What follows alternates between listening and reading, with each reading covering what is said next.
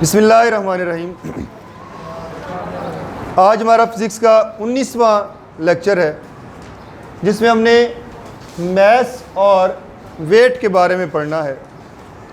Common life में हम maths और वेट दोनों को एक सा ही समझते आ रहे होते हैं और कोई भी शय ख़रीदनी हो या बेचनी हो तो हम मैथ्स का लफ्ज़ इस्तेमाल करने की बजाय हम कहते हैं जी इसका वेट कर दें या इसका वज़न बता दें। हालांकि वेट या वज़न ये दोनों एक वेट या वज़न ये एक क्वांटिटी ही अलग है और मैथ्स एक अलग क्वांटिटी है।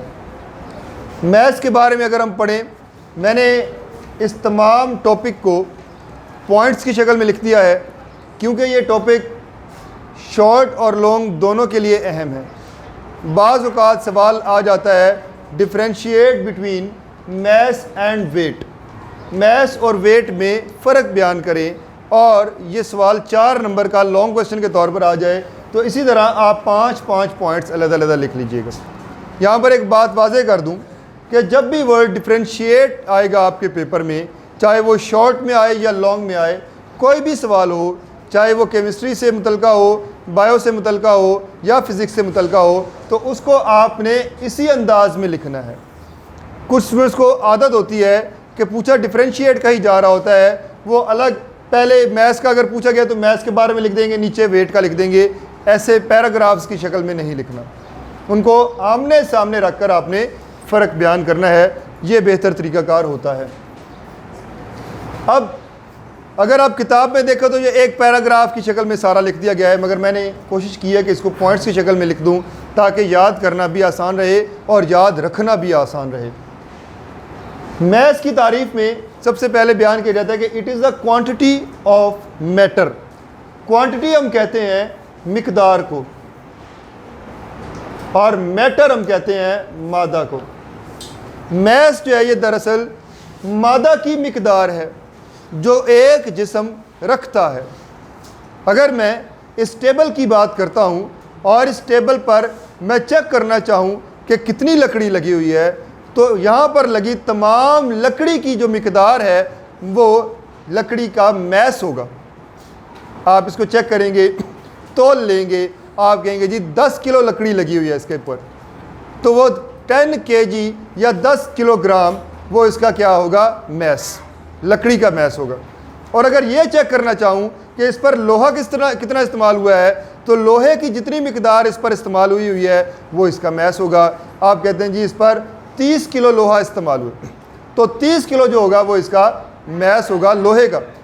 और अगर इस टेबल का टोटल मैस आपने मालूम करना हो तो लकड़ी का मैस और लोहे का मैस आप एडअप कर दें। 10 किलो लकड़ी अगर इस्तेमाल हुई है, 30 किलो लोहा इस्तेमाल हुआ है, तो दोनों एडअप करके आपको तकरीबन ये 40 किलो का टेबल मिल रहा होगा, ये इसका मैस होगा।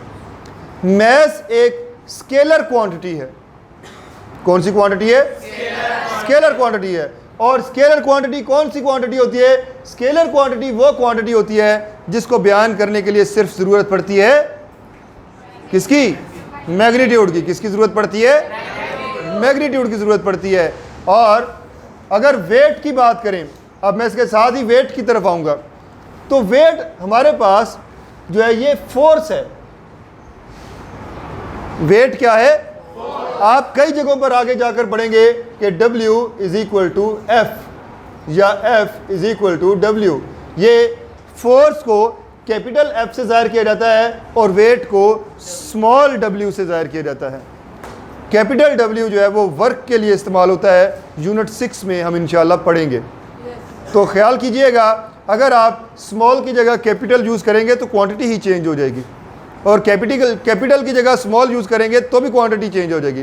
तो वेट को स्मॉल w से ज़ाहिर किया जाता है और वेट बराबर होता है mg के। इससे पहले आप पढ़ चुके हैं कि फोर्स बराबर होती है ma के। ये a एक्सेलरेशन है और यहाँ पर सिर्फ फ़र्क ये लगा a की जगह g आ गया। g भी एक्सेलरेशन है लेकिन ये ग्रेविटेशनल एक्सेलरेशन है। ये कौन सी एक्सेलरेशन है? ग्रेविटेशनल। देखें, ज़मीन जो है वो हर ऑब्जेक्ट को, हर शय को अपनी तरफ खींचती है, अट्रैक्ट करती है। अगर ना पता चले या आप तजर्बा करना चाहें तो कोई कीमती चीज़ उठाएं और उसको यूँ पकड़ कर आप छोड़ दें। वो ऐसा तजर्बा होगा, सारी ज़िंदगी आप याद रखेंगे कि ज़मीन किसी शय को अपनी तरफ खींचती है या नहीं। हमेशा याद रहेगा, आप भूलेंगे नहीं।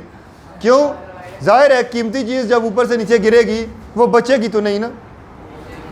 ठीक है, जैसे आप या बच्चे अक्सर वो अपनी वालदा का कोई एक कीमती सेट होता है गिलासों का, प्यालों का, जो वो अपने वालिद से लेकर आई होती हैं, ठीक है, अपने घर से लाई होती हैं, जो उसको वालदा ने तोहफे में दिया होता है या वालिद ने तोहफे में दिया होता है।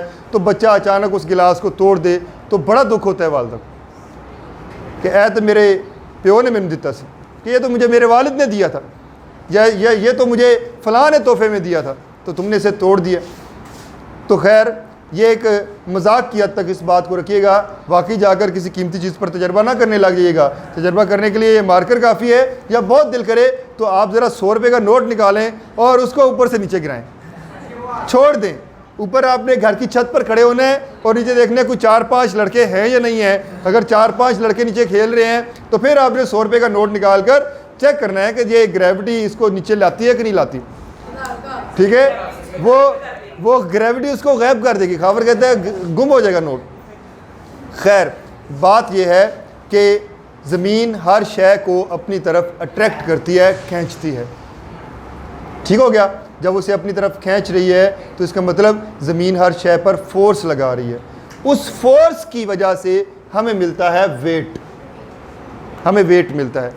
तो वो फोर्स जो ज़मीन किसी ऑब्जेक्ट पर लगाती है, वो फोर्स जो ज़मीन किसी ऑब्जेक्ट पर लगाती है, उसे अपनी तरफ खींचती है, उस फोर्स के बराबर होता है वेट। यहाँ पर देखें, it is equal to the force, ये उस फोर्स के बराबर है with which earth attracts it, कि जिसके ज़रिए या जिसके साथ ज़मीन उसे अपनी तरफ खींचती है। It is a vector quantity, ये एक वेक्टर क्वांटिटी है। वेक्टर कैसे हुई? वेक्टर में तो चाहिए मैग्नीट्यूड और उसके साथ चाहिए क्या चाहिए? उसके साथ डायरेक्शन चाहिए। क्या चाहिए? अब मुझे ये बताएं, क्या आपने देखा है ज़मीन ने किसी ऑब्जेक्ट को अपनी तरफ खींचा हो और वो ऊपर चला गया हो, वो दाएं तरफ चला गया हो, वो नीचे आते हुए ऐसे ऐसे आ रहा हो? नहीं, वो बिल्कुल स्ट्रेट नीचे आएगा।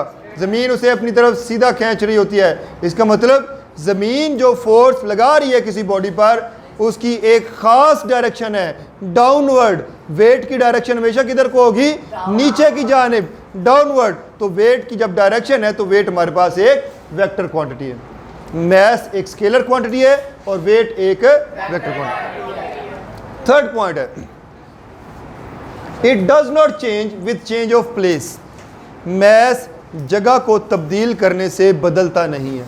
इसको समझने के लिए हम अपनी ज़मीन को 3 हिस्सों में डिवाइड कर लेते हैं आसानी के लिए। पहला हिस्सा हमारे पास है समुंदर, दूसरा हिस्सा हमारे पास है ज़मीन, जैसे पंजाब में आपके पास है, और तीसरा हिस्सा हमारे पास पहाड़ हैं। ये 3 हिस्से हैं। ठीक हो गया। ज़मीन जो है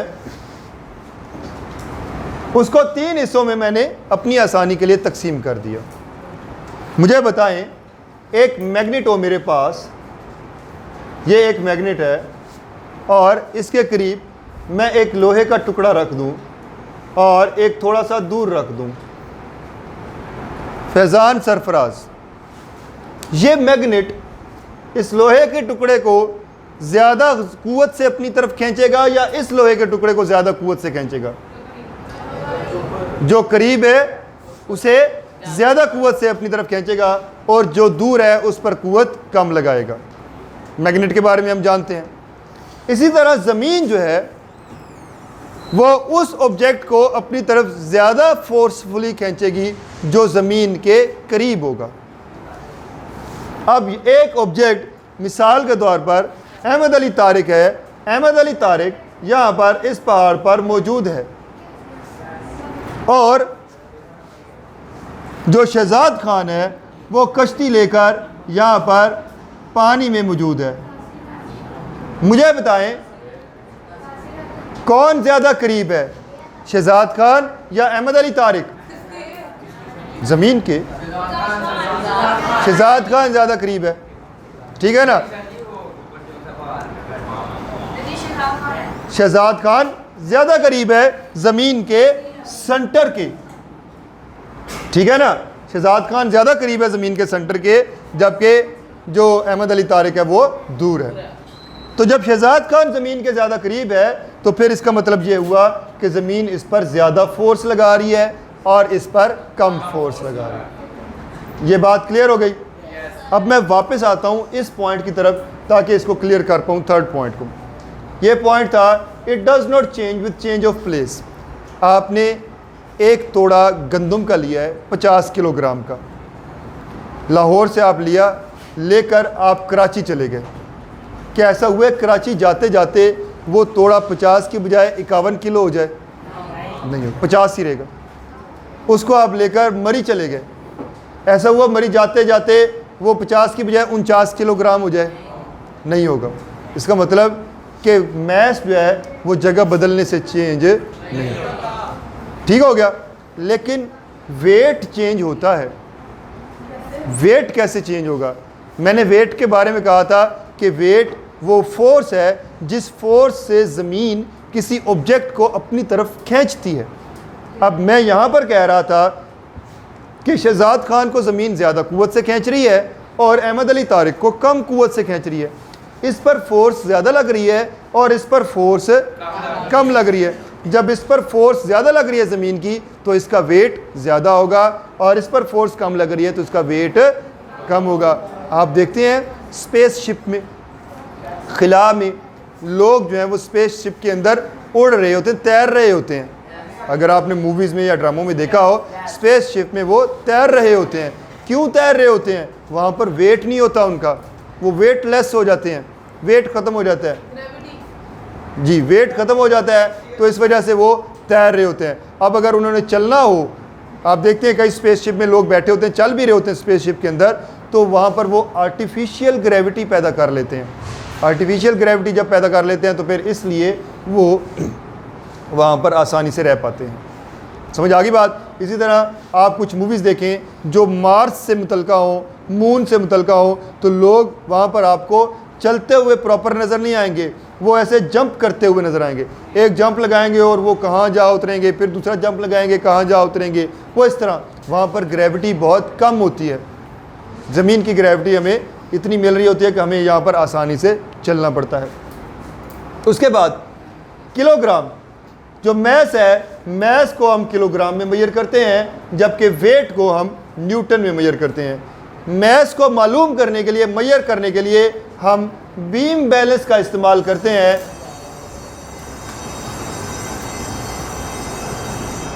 जबकि वेट को मेजर करने के लिए हम स्प्रिंग बैलेंस का इस्तेमाल करते हैं। इनका इस्तेमाल हम भी देखेंगे। लैब में भी हमारे पास ये बीम बैलेंस और स्प्रिंग बैलेंस मौजूद हैं, तो हम किसी दिन क्लास में ले आएंगे और बीम बैलेंस और स्प्रिंग बैलेंस को इस्तेमाल करके हम वेट और मैस को मालूम करना सीखेंगे इंशाल्लाह। आज के लिए इतना काफ़ी है। कल इंशाल्लाह हम न्यूटन का थर्ड लॉ जो है उसको डिस्कस करेंगे। शुक्रिया।